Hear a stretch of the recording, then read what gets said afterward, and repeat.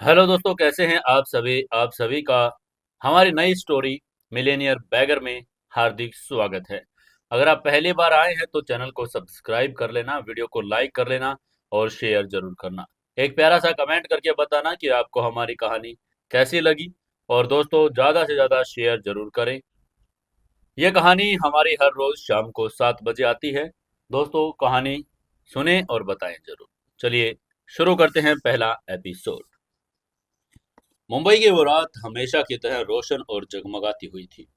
समंदर की लहरों से टकराहट, आने वाली ठंडी हवाएं, शहर की तेज रफ्तार जिंदगी में एक अजीब सी सुकून घोल रही थी। मुंबई के सबसे महंगे और सबसे आलीशान 7 स्टार होटल द ग्रैंडोर के रूफटॉप रेस्टोरेंट में शहर के सबसे रसूखदार लोगों की महफिल सजी थी। हल्की हल्की क्लासिकल जैज म्यूजिक की धुनें माहौल को और भी रूमानी बना रही थी। क्रिस्टल के झूमर, इटालियन मार्बल के फर्श और धीमी पीली रोशनी में हर कोई अपनी ही दुनिया में खोया हुआ था। इन्हीं खास मेहमानों के बीच बैठा था विवान रॉय। विवान रॉय, जो केवल 25 साल की उम्र में ही देश की सबसे बड़ी कंपनी में से एक रॉय ग्रुप ऑफ इंडस्ट्री का मालिक, चेयरमैन बन चुका था। उसकी शख्सियत में एक अजीब सी कशिश थी। महंगा अरमानी का सूट, कलाई पर करोड़ों की रोलेक्स घड़ी और चेहरे पर वो आत्मविश्वास जो सिर्फ बेशुमार दौलत और कामयाबी से आता है। आज वहां यहाँ एक अपनी गर्लफ्रेंड अहाना कपूर के साथ एक खास डिनर डेट पर आया हुआ था। अहाना, जो खुद को किसी बॉलीवुड दीवा से कम नहीं समझती थी, आज एक काले रंग के बड़े महंगे डिजाइनर गाउन में सजी हुई थी। उनकी इस खूबसूरत शाम को और भी खास बना रही थी वहां की वेट्रेस जाह्नवी। जाह्नवी, जो इस चकाचौंध भरी दुनिया से बिल्कुल अलग थी। उसके चेहरे पर कोई बनावटी मेकअप नहीं था, बस एक सादगी भरी मुस्कान और आंखों में एक अजीब सी मासूमियत थी। वो विवान और अहाना के टेबल को सर्व कर रही थी। विवान और अहाना की बातें, उनकी हंसी मजाक, सब बिल्कुल परफेक्ट लग रहा था। जाह्नवी जब भी उनकी टेबल पर जाती तो उसकी नजरें अक्सर विवान पर ठहर जाती। वो विवान को काफी समय से इस होटल में आते हुए देख रही थी। विवान के बात करने का लहजा, उसकी मुस्कान, उसका वेटर और स्टाफ के प्रति सम्मान, ये सब बातें जहानवी के दिल के अंदर घर कर गई थी। लेकिन आज तक उसने अपनी कभी हद पार नहीं की थी, क्योंकि विवान हमेशा अहाना के साथ ही आता था। डिनर लगभग खत्म हो चुका था। महंगे शैंपेन और इटालियन ट्रफल्स का स्वाद अभी भी उनके होठों पर था। अहाना विवान का हाथ अपने हाथों में लेकर अपने आने वाले यूरोप ट्रिप की फरमाइशें कर रही थी, और विवान मुस्कुराते हुए उसकी हर बात मान रहा था। तभी जानवी एक सिल्वर ट्रे में उनका बिल लेकर आई। बिल की रकम लाखों में थी, जो आम इंसान के साल भर की कमाई के बराबर होती है। जैसे विवान ने अपना क्रेडिट कार्ड निकालने के लिए वॉलेट की तरफ हाथ बढ़ाया, अचानक उसका फोन बज उठा। विवान ने स्क्रीन पर देखा। उसकी सेक्रेटरी राकेश का फोन था। रात के इस वक्त राकेश का फोन आना किसी इमरजेंसी का इशारा था। विवान ने अहाना से माफी मांगकर फोन उठाया और कान के लगा लिया। फोन उठाते ही विवान ने सामान्य लहजे में पूछा, हेलो राकेश, क्या बात है, इतनी रात को फोन? दूसरी तरफ से राकेश की घबराई हुई और कांपती हुई आवाज आई। उसने घबरा कर कहा, सर, सर सब खत्म हो गया। ऑफिस में, आपके घर पर, गोडाउन में, हर जगह ईडी और इनकम टैक्स वालों ने एक साथ रेड मार दी है। उसकी यह बात सुनकर विवान के माथे की सिलवटें कस गई। उसने सारे सर्वर सीज कर दिए थे। और उसने घबरा कर कहा, क्या बकवास कर रहे हो राकेश, रेड कैसे पड़ सकती है? उधर से राकेश ने पूरी बात बताकर कहा, सर, सर मैं सच कह रहा हूँ। उन्होंने सब कुछ सीज कर दिया। हमारी सारी इंडस्ट्री, सारे बैंक अकाउंट, यहाँ तक कि आपके सारे पर्सनल क्रेडिट और डेबिट कार्ड्स भी फ्रीज कर दिए। उन्होंने मीडिया को भी बुला लिया है सर, जहां आप हैं, प्लीज वहां से निकल जाइए, वो लोग आपको ढूंढ रहे हैं। राकेश की आवाज में खौफ साफ झलक रहा था। इसी के साथ फोन कट गया। विवान के हाथ से उसका फोन छूटकर टेबल पर गिर पड़ा। चंद सेकंड के फोन कॉल ने विवान की पूरी दुनिया पलट कर रख दी। जो विवान कुछ पल पहले तक अरबों का मालिक था, वो इस पल के लिए सड़क पर आ चुका था। उसके चेहरे का रंग ऐसे उड़ गया जैसे किसी ने उसके शरीर का सारा खून सोख लिया हो। उसके माथे पर पसीने की बूंदें छलक आई और सांसें भारी हो गई। अहाना, जो अब तक अपने महंगे फोन में सेल्फी लेने में व्यस्त थी, उसने विवान के चेहरे के बबलते भावों को नोटिस किया और उसने अपना फोन नीचे रखा। विवान के हाथ पर अपना हाथ रखकर पूछा, क्या हुआ विवान? तुम्हारे चेहरे पर इतनी टेंशन क्यों आ गई? सब ठीक तो है ना? उसकी ये बात सुनकर आगे से विवान ने एक गहरी सांस ली। वो खुद को संभालने की कोशिश कर रहा था। उसने बहुत ही निराशा भरी और कांपती हुई आवाज में अहाना की आंखों में देखकर कहा, यार वो मेरे पूरे बिजनेस पर ईडी और इनकम टैक्स वालों की रेड पड़ी है। राकेश का फोन था। उन लोगों ने मेरी सभी इंडस्ट्री बैंक अकाउंट, मेरे सारे क्रेडिट कार्ड सीज कर दिए हैं। यह सुनकर अहाना के चेहरे की मुस्कान अचानक गायब हो गई। उसकी आंखें फटी की फटी रह गई। उसने हैरान होकर पूछा, क्या? रेड? लेकिन कैसे? तभी विवान ने हताश होकर कहा, मुझे नहीं पता अहाना, शायद किसी ने फंसाया है या कोई बहुत बड़ी साजिश है। उसकी यह बात सुनकर अहाना के चेहरे पर अब चिंता और घबराहट साफ नजर आ रही थी। उसने विवान का हाथ कसकर पकड़ लिया और पूछा, तो फिर अब क्या होगा विवान? तुम्हारा बिजनेस, तुम्हारी दौलत? आगे से विवान ने एक लंबी सांस छोड़ी और अपनी नजर झुकाकर कहा, कुछ नहीं कह सकता। वो लोग कुछ दिन इंक्वायरी करेंगे। अगर भगवान ने चाहा तो सब साफ निकला तो सब नॉर्मल हो जाएगा, और अगर नहीं तो समझो मेरा पूरा बिजनेस खत्म, मैं सड़क पर आ जाऊंगा अहाना, सड़क पर आ जाऊंगा। ये शब्द सुनते ही अहाना ने अपना हाथ झटके से विवान के हाथ से पीछे खींच लिया। उसके चेहरे पर जो थोड़ी सी हमदर्दी थी, अब वो अजीब सी एक कठोरता में बदल गई थी। अहाना का असली रंग अब धीरे धीरे सामने आने लगा था। तभी विवान की नजर सामने रखे बिल पर पड़ी। उसका वॉलेट तो अब किसी काम का ही नहीं था, क्योंकि सारे कार्ड्स ब्लॉक हो चुके थे और उसके पास इतना कैश भी नहीं था कि वो इस 7 स्टार होटल का बिल चुका सके। विवान ने कभी सपने में भी नहीं सोचा था कि उसे अपनी जिंदगी में ऐसा दिन भी देखना पड़ेगा। उसने बड़ी ही झिझक के साथ अहाना की तरफ थोड़ा झुक कर कहा, बहुत ही धीमी, शर्मिंदगी भरी आवाज में, अहाना, मेरे सारे कार्ड्स ब्लॉक हो गए हैं। मेरे पास आज का ये बिल पे करने के लिए भी पैसे नहीं। क्या तुम क्या तुम आज का ये बिल पे कर सकती हो? विवान को लगा था कि अहाना, जो हमेशा उससे प्यार के वादे करती है, इस मुश्किल वक्त में उसका साथ देगी। लेकिन अहाना का रिएक्शन विवान की कल्पना से भी भयानक था। अहाना अचानक अपनी कुर्सी के पीछे हटी। उसने जोर से चिल्लाकर कहा, क्या कहा तुमने? उसकी चीख इतनी तेज थी कि आसपास के कई टेबल्स पर बैठे लोग चौंक कर उनकी तरफ देखने लगे। हल्की बज रही जैज म्यूजिक भी अचानक खामोश सी लगने लगी। तभी अहाना ने अपने चेहरे पर एक घिनौना भाव लाकर कहा, मैं बिल पे करूं? तुम्हारा दिमाग तो ठीक है विवान। तुम मुझसे कह रहे हो कि मैं इस होटल का बिल पे करूं? मैं कोई बिल पे नहीं करूंगी। उसकी ये बात सुनकर और ऐसा बिहेवियर देखकर विवान अवाक रह गया। उसने अहाना को शांत करने की कोशिश करके कहा, अहाना तुम धीरे तो बोलो, सब देख रहे हैं। मैं बस आज के लिए ही तो मदद मांग रहा हूं तुमसे। लेकिन अहाना अब पूरी तरह से बेकाबू हो चुकी थी। उसने चिल्लाकर कहा, भाड़ में जाए तुम्हारी मदद। तुम समझते क्या हो अपने आप को? मैं तुम्हारे साथ सिर्फ इसलिए थी क्योंकि तुम एक करोड़पति थे। तुम्हारे पास बेशुमार दौलत थी, तुम्हारा रुतबा था, और अब जब तुम्हारे पास कुछ नहीं बचा तुम एक फटीचर बन गए हो तो मुझे भी तुम्हारे साथ नहीं रहना। मैं किसी भिखारी के साथ अपनी जिंदगी बर्बाद नहीं कर सकती विवान। अहाना की यह बात रेस्टोरेंट की दीवारों से टकराकर हर एक शख्स के कानों में गूंज गई। वहां मौजूद हर एक मेहमान, हर एक वेटर अवाक खड़ा ये तमाशा देख रहा था।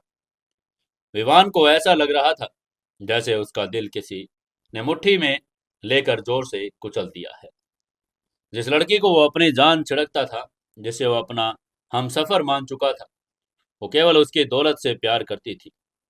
वहीं थोड़ी ही दूर पर खड़ी जानवी ने यह सब सुन लिया था। वो विवान और अहाना से बिल लेने के लिए उनके पास पहुंचने ही वाली थी। ये देखकर जानवी को बड़ा अंदर से धक्का लगा। उसने विवान की आंखों में देखा वो दर्द जो शब्दों में बयां नहीं किया जा सकता। जानवी हिम्मत करके उनके पास आई और बहुत ही शालीनता से पूछा, सर, मैम, क्या हुआ? क्या कोई प्रॉब्लम हुई है? तभी आगे से अहाना ने जाह्नवी को ऊपर से नीचे तक हिकारत भरी नजरों से देखा और चिल्लाकर कहा, हाँ हाँ, बहुत बड़ी प्रॉब्लम है। इस फटीचर के पास आज बिल पे करने के लिए एक फूटी कौड़ी नहीं। अब तुम ही देखो इस प्रॉब्लम को कैसे हल करोगे। मेरी तरफ से ये चैप्टर क्लोज है, मैं तो जा रही हूँ यहाँ से। ये कहते हुए अहाना ने अपने लाखों का डिजाइनर शनेल का बैग उठाया और विवान को एक आखिरी तिरस्कार भरी नजर से देखा और अपने हाई हील की खटखट करती हुई आवाज के साथ वहां से निकल गई। विवान वहीं अपनी कुर्सी पर बुत बनकर बैठा रहा।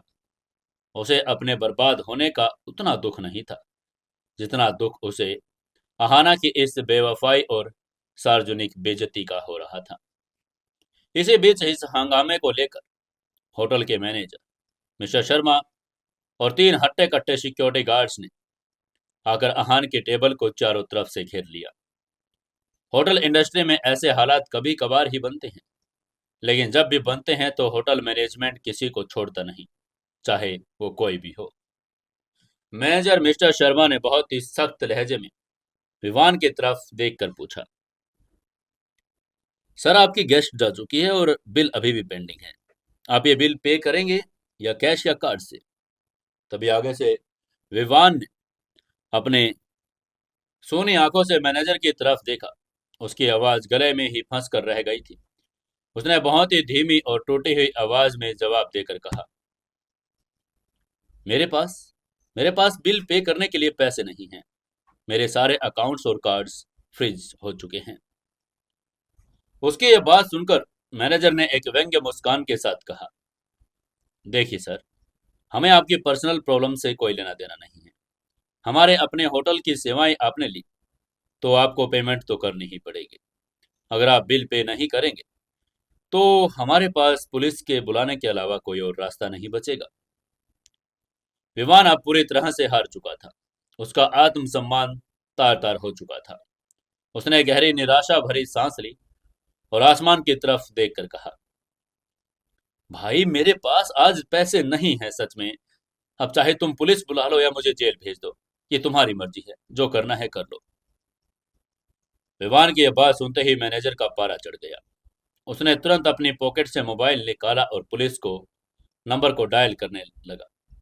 वहीं विवान की आंखें उसने अपनी बंद कर ली, अपने हाथों से अपना चेहरा ढक लिया और पुलिस के आने और अपनी हथकड़ी लगी तस्वीरों के अखबार में छपने का इंतजार करने लगा। लेकिन तभी अचानक एक कोमल सी आवाज ने इस सन्नाटे को तोड़ दिया। किसी ने बहुत ही सम्मान भरे स्वर में कहा, सर, प्लीज रुक जाइए। यह आवाज जाह्नवी की थी। वो तेजी से आगे आई और उसने मैनेजर को हाथ से हल्का सा पकड़कर कहा, आपको पुलिस बुलाने की जरूरत नहीं है सर। उसकी ये बात सुनकर मैनेजर ने गुस्से में जाह्नवी की तरफ देखकर कहा, तुम क्या कह रही हो जाह्नवी? बीच में मत पड़ो, ये होटल की पॉलिसी का मामला है। तभी जाह्नवी ने बिना किसी डर के मैनेजर की आंखों में देखकर कहा, सर, मैं इन सर का पूरा बिल पे कर रही हूँ। उसकी ये बात सुनकर वहां मौजूद हर इंसान सन रह गया। विवान ने झटके में अपने हाथों को चेहरे से हटाया और अचरज भरी नजर से जाह्नवी को उसने देखा।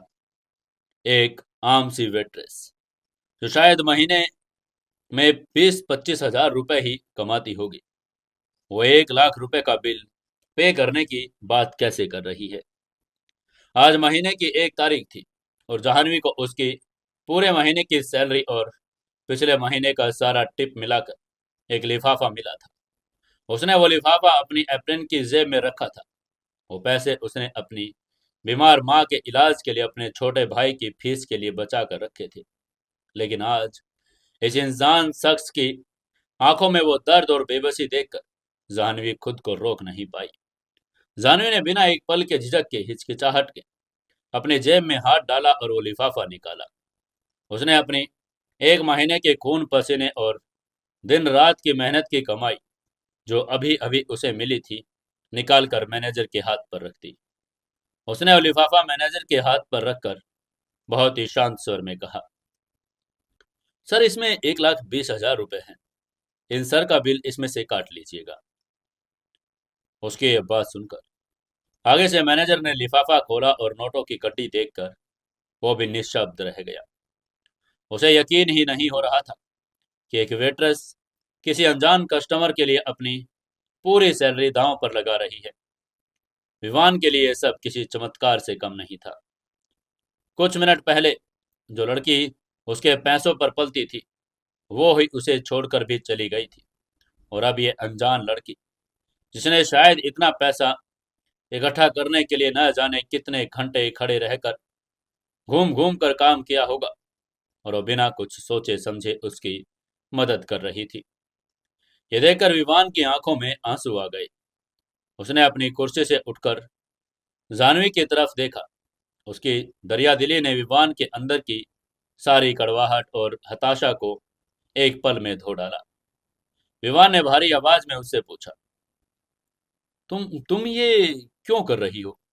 ये तुम्हारी मेहनत की कमाई है। तुम्हें ये सब करने की कोई जरूरत नहीं है। तभी आगे से जाह्नवी ने बस एक हल्की सी मुस्कान दी और कहा, पैसों से ज्यादा अहमियत इंसान की होती है सर, और मुझे लगता है कि इस वक्त आपको इस मदद से ज्यादा जरूरत है। तभी मैनेजर ने बिल के पैसे लिफाफे से निकाले और बाकी कुछ हजार रुपए जाह्नवी को वापस दे दिए। अब विवान पूरी तरह से आजाद था। पुलिस का कोई डर नहीं। विवान बहुत ही खुश और अभिभूत हो गया था। उसने दोनों हाथ जोड़कर जाह्नवी के सामने सिर झुकाया और मुस्कुरा कर कहा, मैं तुम्हारा ये एहसान जिंदगी भर नहीं भूलूंगा। तुमने आज सिर्फ मेरा बिल नहीं चुकाया, बल्कि मुझे ये सिखाया है कि दुनिया में इंसानियत अभी जिंदा है। बहुत बहुत शुक्रिया तुम्हारा। ये कहते वो वहां से मुड़ा और भारी कदमों से रेस्टोरेंट के बाहर जाने लगा। उसके दिमाग में अब आगे की लड़ाई लड़ने की हिम्मत आ चुकी थी। वो जानता था कि वो अपनी कंपनी वापस हासिल कर लेगा, लेकिन आज जो सबक उसे मिला, वो उसे कभी भूलने वाला नहीं था। और लिफ्ट की तरफ बढ़ ही रहा था, तभी पीछे से एक और आवाज आई, प्लीज सर, 1 मिनट रुकिए। ये आवाज सुनते ही विवान के कदम वहीं ठटक गई। उसने पीछे मुड़कर देखा। जाह्नवी तेज कदमों से चलती हुई उसके पास आ रही थी। उसको ऐसे अपनी तरफ आता देखकर विवान ने विनम्रता से पूछा, क्या हुआ? क्या मुझसे कोई गलती हो गई? तभी जाह्नवी उसके बिल्कुल सामने आकर खड़ी हो गई। उसकी सांसें थोड़ी तेज चल रही थी। गाल शर्म से लाल हो गए थे। उसने एक गहरी सांस ली और अपनी नजरें विवान की आंखों से मिलाई और कहा, सर, मेरा नाम जाह्नवी है। उसकी ये बात सुनकर विवान ने हल्के से मुस्कान के साथ कहा, मुझे पता है जाह्नवी, तुम्हारे नेम टैग पर लिखा है। तभी जाह्नवी ने अपनी उंगलियों को आपस में उलझाकर नर्वसनेस के साथ कहा, नहीं सर, आप बस मेरा नाम जानते हैं, मेरे दिल की बात नहीं। मैं आपको बहुत दिनों से नोटिस कर रही हूँ। आप जब भी इस होटल में आते थे, तो मेरी नजरें सिर्फ आपको ही ढूंढती थी। मुझे मुझे आपसे पहली ही नजर में प्यार हो गया था सर। विवान ये बात सुनकर पूरी तरह से हैरान रह गया था। वो पलक झपकाना भी भूल चुका था। वहीं जाह्नवी ने अपनी बात जारी रखकर आगे कहा, मुझे आपके पैसों या आपके रुतबे से कोई मतलब नहीं था। मुझे आपसे बात करने का तरीका, आपकी वो मुस्कान और जिस सम्मान से आप हम जैसे छोटे कर्मचारियों से पेश आते थे, उस विवान रॉय से प्यार हुआ था। लेकिन लेकिन आप हमेशा उस गर्लफ्रेंड के साथ आते थे। मैं जानती थी कि मेरे जैसे एक साधारण वेट्रेस की आपकी दुनिया में कोई जगह नहीं। इसलिए मैं कभी हिम्मत नहीं कर पाई। आपको इस बारे में मैं कभी कुछ बता ही नहीं पाई। ये कहते हुए जानवी की आंखों में एक अजीब सी सच्चाई और गहराई थी। उसने उसी सच्चाई के साथ आगे कहा, हाँ, जब मैंने देखा उस लड़की, वो जो आपके बुरे वक्त में आपको इस तरह बेइज्जत करके छोड़कर चली गई, तो मुझसे रहा नहीं गया सर। मैं बस इतना बताना चाहती थी कि अगर आपके पास दौलत नहीं है तो इसका मतलब ये नहीं कि आप प्यार के काबिल नहीं। आप बहुत अच्छे इंसान हैं विवान सर। विवान उस जगह सुन हो गया था। आज एक ही रात में उसे दुनिया के दो बिल्कुल अलग चेहरे देखे। एक तरफ वो हाना जो करोड़ों की मालकिन बनने का सपना देखती थी और संकट आने पर उसे बीच मझधार में छोड़कर भाग गई। दूसरी तरफ ये जानवी थी जिसने बिना किसी स्वार्थ के अपना सब कुछ उसके लिए न्यौछावर कर दिया। अब अपने सच्चे प्यार का इजहार कर रही थी। विवान की आंखों में एक आंसू छलक कर उसके गाल पर गिर पड़ा। उसने आगे बढ़कर जानवी का हाथ अपने हाथों में ले लिया। जानवी के हाथों में मेहनत की खुरदरी लकीर थी, लेकिन विवान को उन हाथों में दुनिया का सबसे बड़ा सुकून महसूस हो रहा था। तभी विवान ने एक नई उम्मीद के साथ भारी आवाज में कहा, जानवी, आज मेरी दौलत, मेरा रुतबा, मेरी कंपनी सब कुछ छिन गया है। मैं आज सच में एक फटीचर बन गया हूँ।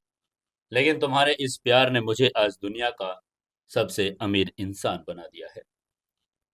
उसने जाह्नवी की आंखों में देखकर कहा, मैं वादा करता हूँ, मैं अपनी खोई हुई दुनिया वापस हासिल करूंगा, और जब वो दुनिया मैं फिर से बनाऊंगा तो उस रिश्ते की शुरुआत तुमसे होगी। होटल के उस शांत लॉबी में दो दिल एक ऐसे अनूठे रिश्ते में बन चुके थे जिसकी बुनियाद पैसे या लालच पर नहीं बल्कि सच्चाई, त्याग और निस्वार्थ प्रेम पर टिकी थी। रात का अंधेरा भले ही गहरा था, लेकिन विवान और जानवी के लिए एक नई सुबह की शुरुआत हो चुकी थी। होटल द ग्रैंडोर के उस आलीशान और चकाचौंध भरे माहौल के बाहर निकलते ही मुंबई की रात की ठंडी हवा ने विवान के चेहरे को छुआ। कुछ ही घंटों के भीतर उसकी जिंदगी का हर एक पन्ना पलट चुका था। जो विवान रॉय कुछ समय पहले तक करोड़ों की गाड़ियों के काफिले में चलता था, जिसके एक इशारे पर दुनिया भर की सुख सुविधाएं उसके कदमों में बिछ जाती थी, वो आज मुंबई की सड़क पर पैदल चल रहा था। उसके पास ना तो उसकी वो चमचमाती रोल्स रॉयस थी, न ही उसका कोई बॉडीगार्ड। उसके हाथ बिल्कुल खाली थे और दिल उससे भी ज्यादा भारी। विवान के साथ जानवी भी चल रही थी। जानवी जिसने आज न सिर्फ उसकी इज्जत बचाई, बल्कि उसे ये भी एहसास करवाया था कि दुनिया में इंसानियत और सच्चा प्यार अभी भी जिंदा है। दोनों खामोशी से होटल के विशाल कांच के दरवाजों से बाहर निकले। बाहर का नजारा अंदर की दुनिया से बिल्कुल अलग था। रात के इस पहर में भी मुंबई जाग रही थी। दूर कहीं समंदर की लहरों का शोर था। सड़क पर दौड़ती इक्का दुक्का गाड़ियों की रोशनियां उनके चेहरों पर पड़ रही थी। विमान के कदम बहुत भारी हो गए थे। वो एक गहरे सदमे में था। उसका दिमाग अभी भी राकेश की उन बातों में उलझा हुआ था। ईडी की रेड, सब कुछ सीज हो जाना, बैंक अकाउंट्स का फ्रीज हो जाना, और वे एक झटके में राजा से रंक बन चुका था। इस अकल्पनीय सच्चाई को स्वीकार करने के लिए बड़ा मुश्किल हो रहा था। वजह यूं खामोशी से सड़क किनारे वो फुटपाथ पर चलने लगा। जाह्नवी उसके साथ साथ उसकी परछाई बनकर चल रही थी। वो विवान के दर्द को महसूस कर सकती थी। वो जानती थी कि वो इंसान एक जब अपना सब कुछ ही खो देता है तो उसके अंदर क्या बीत रही होती है। कुछ देर तक दोनों के बीच एक गहरी और भारी खामोशी छाई रही। आखिरकार जाह्नवी ने हिम्मत जुटाई और उस सन्नाटे को तोड़कर बहुत ही धीमी और कोमल आवाज में कहा, अब तुम कहाँ जाओगे? जाह्नवी के इस एक छोटे से सवाल ने विवान को उसके ख्यालों की दुनिया से बाहर खींच लिया था। विवान ने चलते चलते अपने कदम रोके। उसने एक पल के लिए आसमान की तरफ देखा, एक गहरी सांस ली और बहुत ही सहजता से धीमी आवाज में जवाब दिया, अपने घर और कहाँ। विवान का वो जवाब सुनकर जानवी के कदम वहीं पर ठिठक गए। उसने विवान की तरफ एक ऐसी नजर से देखा जिसमें चिंता, करुणा और एक कड़वी सच्चाई छुपी हुई थी। विवान अभी भी सदमे में था और शायद वो वास्तविकता को पूरी तरह से समझ ही नहीं पाया था। जानवी ने विवान के करीब आकर बहुत ही सावधानी से शब्दों का चुनाव करते हुए उसे याद दिलाकर कहा, विवान, लेकिन तुम्हारा घर तो सीज हो गया है ना।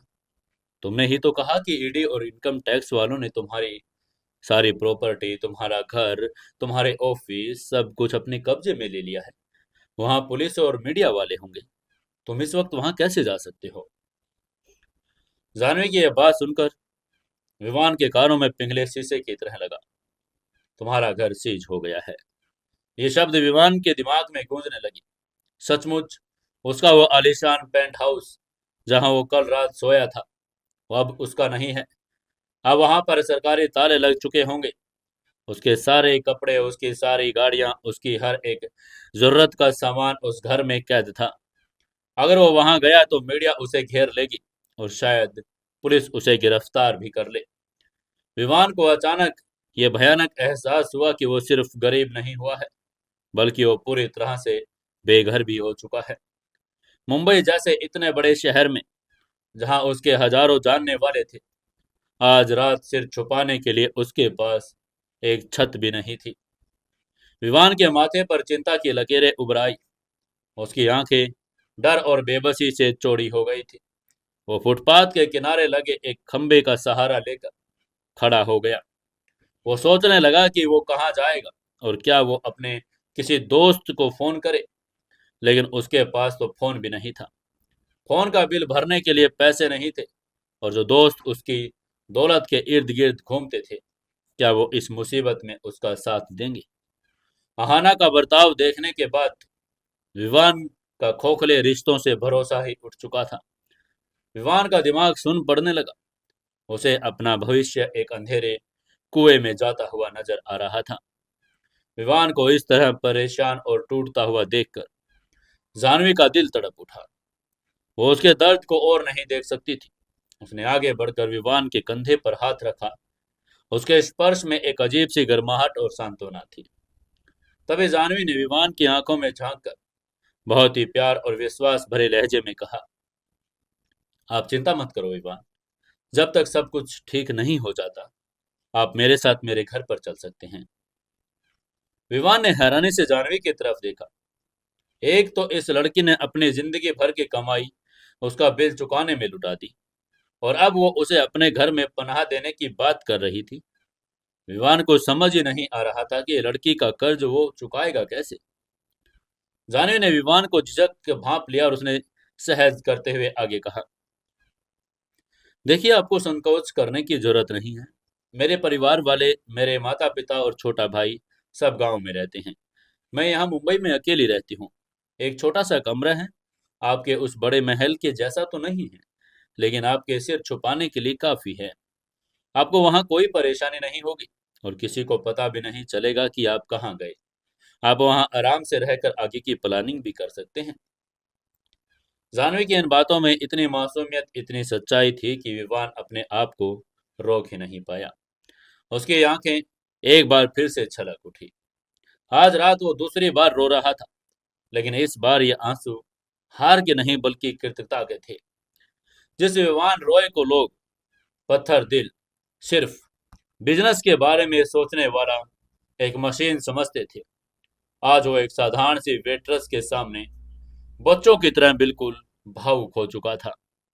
उसे लगा जैसे भगवान ने जाह्नवी को एक फरिश्ता बनाकर उसकी जिंदगी में भेज दिया हो, ताकि वो इस भयानक तूफान से डूबने से बच जाए। विवान ने अपनी नम आंखों से जाह्नवी को देखा। उसने अपने कांपते हुए हाथों से जाह्नवी का हाथ पकड़ा और रुंधे हुए गले से कहा, thank you, thank you so much Jahnavi.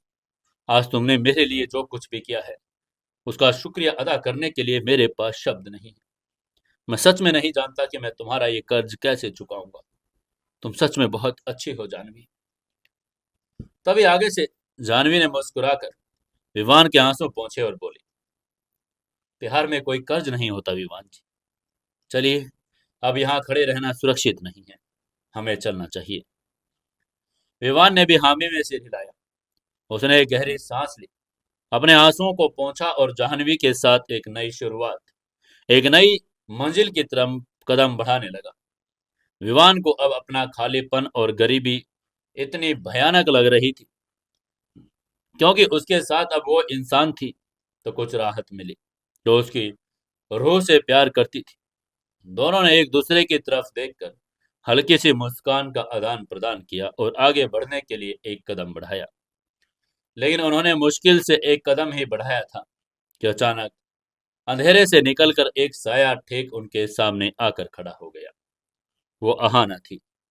Ahana Kapoor, जो कुछ मिनट पहले ही इवान को सबसे बुरे वक्त में अकेला छोड़कर उसे पूरे रेस्टोरेंट के सामने बेइज्जत करके वहां से बाहर चली गई थी, वह अब उनके ठीक सामने खड़ी थी।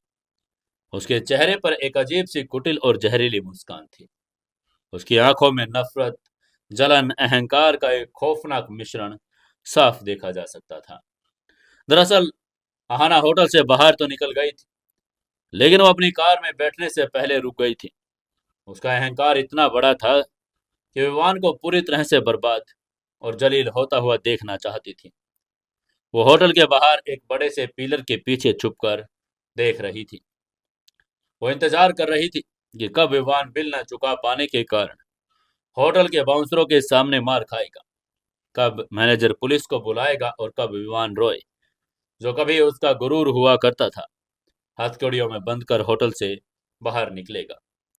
अहाना उस दृश्य को अपनी आंखों से देखना चाहती थी, शायद अपने फोन में रिकॉर्ड करके वो दुनिया को दिखाना चाहती थी कि विवान उसे अब ऐशो आराम नहीं दे सकता, उसकी क्या दशा हुई है। लेकिन जब उसने देखा विवान तो बड़े आराम से, पूरे सम्मान के साथ होटल से बाहर आ रहा है और उसके साथ वही वेट्रेस है, तो अहाना का खून खोल गया। अहाना के अंदर उसने झांक कर देखा तो उसे पता चला कि जाह्नवी ने अपनी सैलरी देकर विवान को बचा लिया है। अहाना जो सोच रही थी कि विवान अब उसके पैरों में गिर कर गिड़गिड़ाएगा, उसे यह देखकर बर्दाश्त ही नहीं हुआ कि विवान किसी और लड़की के साथ इतनी आत्मीयता से बात कर रहा है। अहाना का ईगो हर्ट हो चुका था। अहाना ने अपने लाल डिजाइनर गाउन को संभाल कर अपनी हाई हील्स की तेज खटखट आवाज के साथ उनके रास्ते को रोक लिया। विवान और जाह्नवी अचानक उसे अपने सामने देखकर चौंक गए। अहाना ने उन दोनों को ऊपर से नीचे तक घृणा भरी नजर से देखा और फिर एक बहुत ही व्यंग्यात्मक और तीखी हंसी हंसकर ताली बजानी शुरू कर दी। अहाना ने चिल्लाकर कहा, वाह क्या बात है, परफेक्ट। तुम दोनों फटीचर अब एक दूसरे के साथ बहुत अच्छे लग रहे हो, सच में मेड फॉर ईच अदर। एक सड़क छाप भिखारी और एक दो कौड़ी की वेट्रेस, क्या जोड़ी बनाई है ऊपर वाले ने। उसकी आवाज में जहर घुला हुआ था। वहीं उसकी यह बात सुनकर विवान का चेहरा गुस्से से लाल हो गया। वो अहाना के इस नीच बर्ताव को देखकर स्तब्ध था। वो कुछ बोलने ही वाला था, लेकिन अहाना रुकी नहीं। वो उन दोनों को सरेआम जलील करने पर उतारू हो चुकी थी। अहाना ने विवान के चेहरे के करीब आते हुए नफरत से कहा, मुझे तो यकीन ही नहीं हो रहा विमान, तुम जो कभी मेरे साथ 7 स्टार होटल से नीचे बात नहीं करते थे, आज इस नौकरानी के टुकड़ों पर पलने के लिए मजबूर हो गए हो। शर्म नहीं आती तुम्हें? अपनी जान बचाने के लिए तुमने एक वेटर की कमाई लूट ली। छी, मुझे तो घिन आ रही है सोचकर कि मैंने तुम जैसे लूजर के साथ अपना वक्त बर्बाद किया। ये कहते हुए अहाना की नजरें जाह्नवी की तरफ घूमी। उसने जाह्नवी की सादी सी कुर्ती और उसके थके हुए चेहरे को देखकर मजाक उड़ाकर कहा, और तुम, ए लड़की, तुम क्या समझती हो अपने आप को? तुमने कुछ 1000 रुपए का बिल क्या भर दिया? तुम खुद उसकी मालकिन बन गई हो। तुम्हें क्या लगता है कि विवान रॉय तुम्हें इस बदबूदार झोपड़पट्टी में तुम्हारे साथ रहेगा? ये रेशम के गद्दों पर सोने वाला इंसान है। ये तुम्हारी उस सीलन भरी कोठरी में एक रात भी नहीं गुजार पाएगा। तुम जैसे लड़कियां सिर्फ ऐसे ही मौके का फायदा उठाती हो। ताकि तुम किसी बड़े आदमी को अपने जाल में फंसा सको। अहाना की बातें किसी तेज धार वाले चाकू की तरह जाह्नवी के दिल को छलनी कर रही थी। राह चलते ही कुछ लोग तमाशा देखने लगे। अहाना जानबूझकर अपनी आवाज तेज कर रही थी ताकि ज्यादा से ज्यादा लोग इकट्ठा हो जाएं और विवान की बेइज्जती का तमाशा देखें। तभी विवान आखिरकार अपने गुस्से को रोक नहीं पाया। उसने जोर से चिल्लाकर कहा, अहाना, अपनी बकवास बंद करो। तुमने जो करना था कर दिया। तुम मुझे छोड़कर चली गई, ठीक है, लेकिन तुम्हें जाह्नवी के बारे में एक भी अपशब्द कहने का कोई हक नहीं है। उसकी आवाज एक शेर के जैसी दहाड़ने लगी, जिसने एक पल के लिए अहाना को डरा दिया। अहाना ने अपने डर को तभी छुपाकर फिर से एक झूठी हंसी हंसकर कहा, ओहो, तो अब तुम इस नौकरानी की तरफदारी करोगे। विवान, तुम अपनी औकात भूल रहे हो। तुम अब विवान रॉय नहीं रहे जिसके पास पावर थी। तुम अब एक क्रिमिनल हो जिसके पास ईडी पड़ी है। तुम एक जीरो हो। और रही बात इस लड़की की, तो मैं सच कह रही हूँ। मुझे लगता है कि तुम पर एहसान कर रही है, लेकिन सच्चाई ये है, ये तुम्हें अपने घर ले जाकर तुम्हारा बचा खुचा है जो भी फायदा उठा सकती है। तुम दोनों एक दूसरे के लायक ही हो, दोनों के दोनों भिखारी। उसकी यह बात सुनकर विवान की मुट्ठियां कस गई।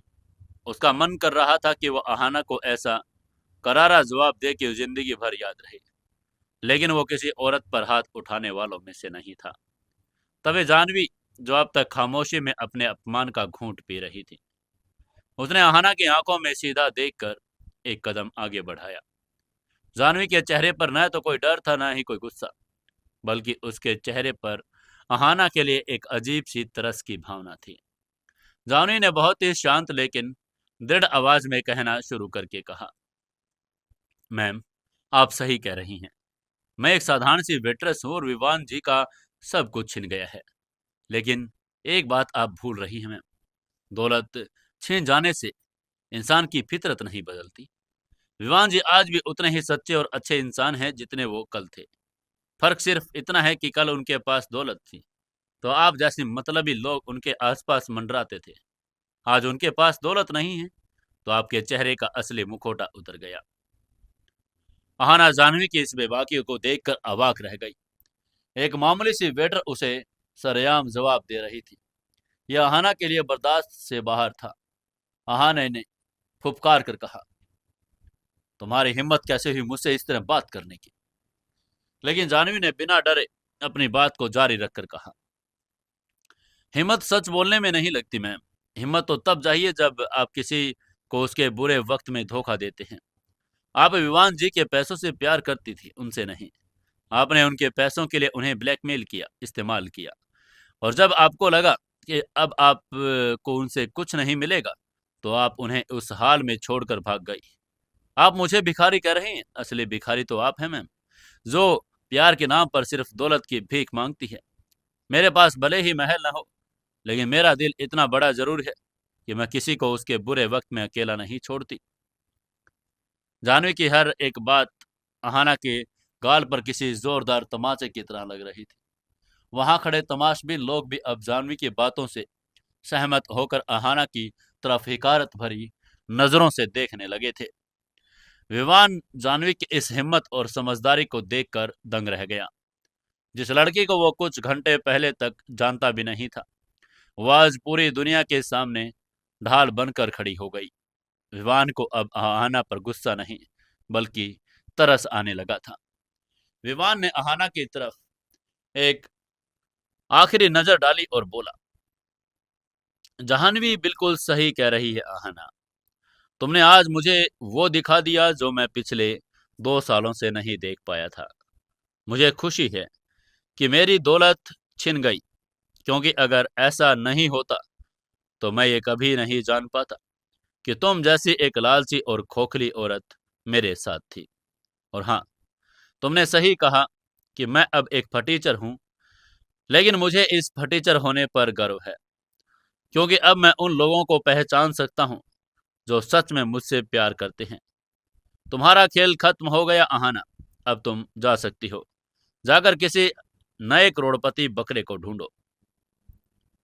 ये सुनकर अहाना का चेहरा गुस्से और शर्मिंदगी से काला पड़ गया। वह अपमान की आग में जलने लगी। जिन शब्दों का इस्तेमाल उसने विवान को जलील करने के लिए किया था, वही शब्द अब खुद उसके गले में फांस बन गए थे। भीड़ में से कुछ लोगों ने अहाना पर फब्तियां कसना शुरू कर दिया था। तभी उनमें से एक ने कहा, ओह, ये तो लालची औरत है। दूसरे ने ताना मारकर कहा, बुरे वक्त में साथ छोड़ दिया, ओह कैसी गर्लफ्रेंड है ये। अहाना अब वहां एक पल भी नहीं रुक सकती थी। उसकी सारी हैकड़ी निकल चुकी थी। उसने गुस्से में अपने पैर पटके अपनी गाड़ी की तरफ पलटी और जाते जाते विवान की तरफ देखकर चिल्लाकर कहा, तुम पछताओगे विवान रॉय। तुम सड़क पर भीख मांगेगे, तब मैं तुम पर हंसूंगी। वो अपनी गाड़ी में बैठी और तेज रफ्तार से गाड़ी भगाकर वहां से गायब हो गई। अहाना के जाने के बाद वहां का माहौल फिर से शांत हो गया। भीड़ भी धीरे धीरे छंटने लगी। विवान ने एक लंबी सांस छोड़ी, जैसे उसके सीने से कोई बहुत बड़ा बोझ उतर गया हो। उसने पलटकर जाह्नवी को देखा। जाह्नवी अभी भी उसी शांति और सादगी के साथ खड़ी थी। विवान ने मुस्कुराते हुए जाह्नवी से कहा, तुमने तो आज उसे ऐसा सबक सिखाया है कि वो जिंदगी भर याद रखेगी। थैंक यू, मेरी ढाल बनने के लिए थैंक यू। आगे से जाह्नवी ने भी मुस्कुराकर जवाब देकर कहा, मैंने सिर्फ सच कहा था और सच को किसी ढाल की जरूरत नहीं होती। चलिए, अब काफी रात हो चुकी है, हमें चलना चाहिए। उनकी ये बात सुनकर विवान ने सिर हिलाया। अब उसके दिल में कोई डर, कोई पछतावा या कोई हताशा नहीं थी। अहाना के जाने से उसे यह एहसास हो गया था कि जो गया है वो सिर्फ एक धोखा था और जो अब उसके पास है वो दुनिया की सबसे बड़ी सच्चाई है। दोनों ने एक साथ कदम आगे बढ़ाए और मुंबई की उस रोशन लेकिन रहस्यमयी रात में एक नई मंजिल, एक नए संघर्ष, एक नए और सच्चे रिश्ते की तरफ चल पड़े। विवान जानता था कि आगे का रास्ता बड़ा मुश्किल होने वाला है। उसे अपनी बेगुनाही साबित करनी थी, अपनी छिनी हुई कंपनी वापस पानी थी और अपने दुश्मनों का पर्दाफाश करना था। लेकिन अब वो अकेला नहीं था। उसके साथ जाह्नवी का निस्वार्थ प्यार और अटूट विश्वास था, जो उसे दुनिया की किसी भी ताकत से लड़ने का हौसला दे रहा था। और यही उनके नए सफर की एक शुरुआत थी। दोनों फुटपाथ के किनारे किनारे चलने लगे।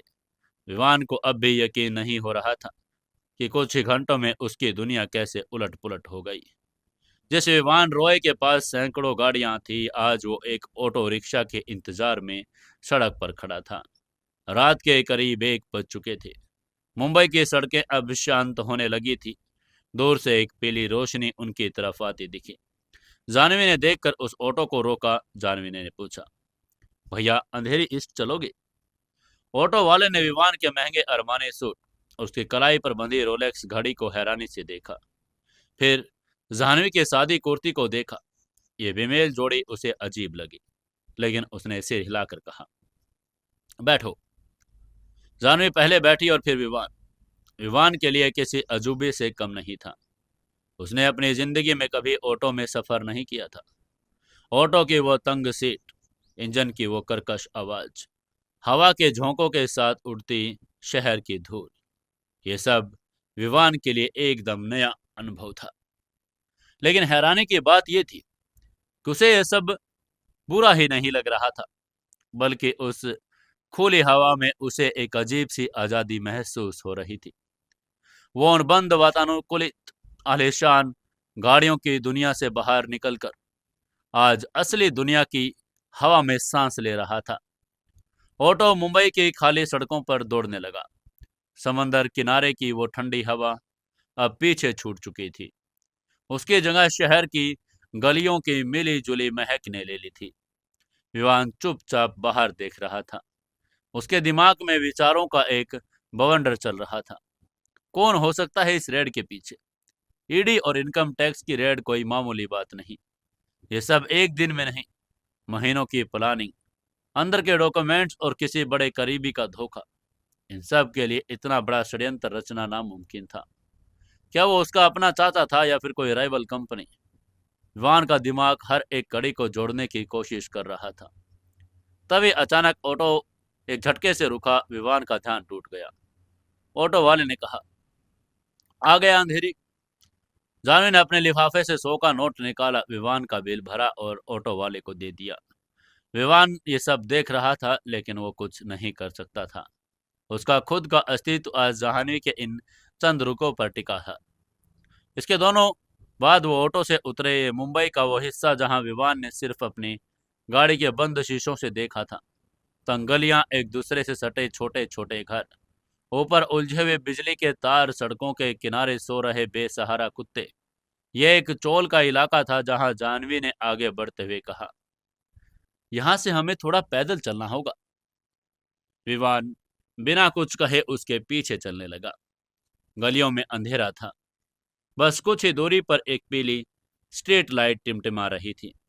सीवर की हल्की हल्की बदबू, सीलन की महक हवा में घुली हुई थी।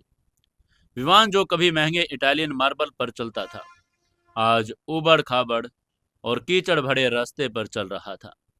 लेकिन उसने एक बार भी अपने चेहरे पर कोई शिकन नहीं आने दी। वो जाह्नवी को यह एहसास नहीं दिलाना चाहता था कि उसे इस जगह से कोई परेशानी भी है। तभी चलते चलते एक संकरी गली में एक अंत में एक छोटा सा लोहे का दरवाजा आया। जाह्नवी ने अपनी कुर्ती की जेब से चाबी निकाली और उस दरवाजे पर लगा हुआ पुराना ताला खोला। दरवाजा खोलते ही जाह्नवी ने अंदर का स्विच दबाया।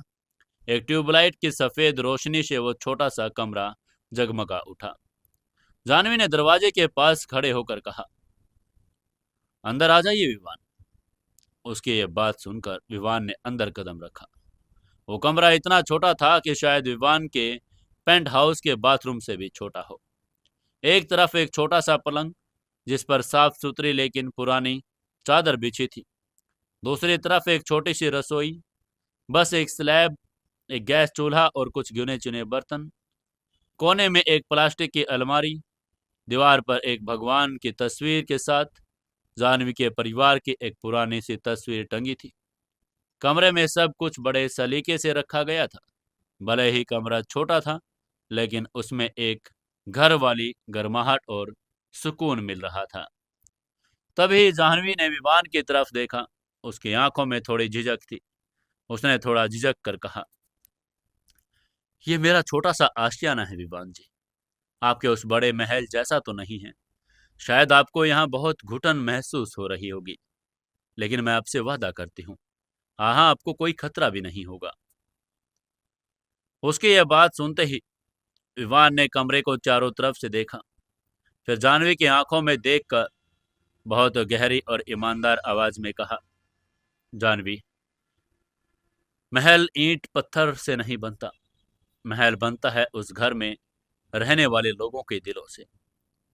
आज अहाना ने मुझे दिखा दिया कि महल में रहने वालों के दिल कितने छोटे और खोखले होते हैं। तुम्हारा ये छोटा सा कमरा मुझे उस अरबों के पेंट हाउस से कहाँ ज्यादा खूबसूरत और सुकून देने वाला लग रहा है। तुमने मुझे पनाह दी, ये मेरे लिए किसी स्वर्ग से कम नहीं है। विवान की इन बातों ने जाह्नवी के दिल का सारा बोझ हल्का कर दिया। उसके चेहरे पर एक प्यारी सी मुस्कान खिल गई। उसने मुस्कुरा कर कहा, आप बैठिए, मैं आपके लिए पानी लाती हूँ। ये कहकर जाह्नवी रसोई के उस छोटे से हिस्से की तरफ गई। उसने एक स्टील के गिलास में मटके का पानी डाला और विवान को ला कर दे दिया। विवान ने एक ही सांस में पूरा गिलास पानी का पी लिया। मटके के उस पानी में जो मिठास और ठंडक थी, वो विवान को अपनी जिंदगी के सबसे महंगे शैंपेन में भी कभी नहीं मिली। पानी पीने के बाद विवान उसी पलंग के किनारे पर बैठ गया। जाह्नवी ने एक नज़र विवान के चेहरे पर डाली। वह बहुत थका हुआ लग रहा था। उसकी आंखों में नींद नहीं बल्कि एक गहरा तनाव और चिंता थी। तभी जाह्नवी ने अचानक पूछा, विवान जी, क्या आपने रात का खाना खाया था? उसकी ये बात सुनकर विवान को याद आया कि होटल में जब वो और अहाना खाना खा ही रहे थे, तभी राकेश का फोन आया था। उसके बाद जो कुछ हुआ उसमें भूख प्यास सब कुछ पीछे छूट गई थी। ये याद करते हुए विवान ने धीरे से कहा, नहीं, लेकिन मुझे भूख भी नहीं है जाह्नवी। उसका ये जवाब सुनकर जानवी ने पलटकर रसोई की तरफ जाकर कहा, ऐसा कैसे हो सकता है? इतने बड़े सदमे के बाद दिमाग को भी ताकत चाहिए होती है। मेरे पास सुबह की कुछ रोटियां और आलू गोभी की सब्जी है, मैं उसे गर्म कर देती हूँ। मुझे पता है यह आपके 5 स्टार होटल के खाने के जैसा तो नहीं, लेकिन पेट भरने के लिए तो काफी होगा। विवान ने उसे रोकना चाहा, लेकिन जानवी की इस अपनेपन से भरी जिद के आगे वो कुछ नहीं बोल पाया। कुछ ही मिनटों में गैस चूल्हे से सब्जी के गर्म होने की महक पूरे कमरे में फैल गई। जानवी ने एक स्टील की प्लेट में 2 रोटियां सब्जी रखकर विवान के सामने रख दी। विवान ने पहला निवाला तोड़ा और अपने मुंह में रखा। उसे यकीन नहीं हुआ कि वो सादा सा खाना उसे इतना स्वादिष्ट लग रहा था। यह सिर्फ भूख नहीं थी, यह उस खाने में मिला जानवी का प्यार और परवाह थी, जिसने उस खाने को अमृत बना दिया था। विवान ने चुपचाप बिना कोई शिकायत किए वो पूरा खाना खा लिया। जानवी उसे खाता हुआ देखकर बस मुस्कुरा रही थी। खाना खाने के बाद विवान ने खुद अपनी प्लेट उठाई और सिंक में रख दी। जानवी ने उसे रोकना चाहा, लेकिन विवान ने कहा, अब मैं विवान रॉय नहीं हूं जिसके पीछे नौकर घूमते थे। मुझे अपने काम खुद करने की आदत डालनी होगी। इसी बीच रात के 2:30 बज चुके थे। बाहर चौल में पूरी तरह से सन्नाटा छा चुका था। बस कभी कभार किसी कुत्ते के भौंकने की आवाज आ रही थी। तभी जानवी ने उससे कहा, आपको अब सो जाना चाहिए विवान जी, सुबह हमें बहुत कुछ सोचना है। ये कहकर वो फर्श पर एक पतली सी चटाई बिछाने लगी। उसको ऐसा करता देखकर विवान ने उसे चौंक कर पूछा, ये तुम क्या कर रही हो? आगे से जानवी ने सहजता से जवाब देकर कहा, मैं यहाँ फर्श पर सोने की तैयारी कर रही हूँ, आप पलंग पर सो जाइए। उसकी ये बात सुनकर विवान ने तुरंत कहा, बिल्कुल नहीं, तुमने मुझे अपने घर में पनाह दी, यह बहुत बड़ी बात है जानवी। मैं तुम्हें जमीन पर सुलाकर खुद बिस्तर पर नहीं सोता, मैं फर्श पर ही सोऊंगा। उसकी यह बात सुनकर जानवी भी चौंक गई। क्या जानवी उसे सोने देगी नीचे फर्श पर या उसे पलंग पर ही सोवाएगी? क्या होगा आगे की कहानी में, जानेंगे कल के एपिसोड में। दोस्तों, कहानी अगर अच्छी लगती है तो वीडियो को लाइक, शेयर और कमेंट जरूर से जरूर कर दिया करें।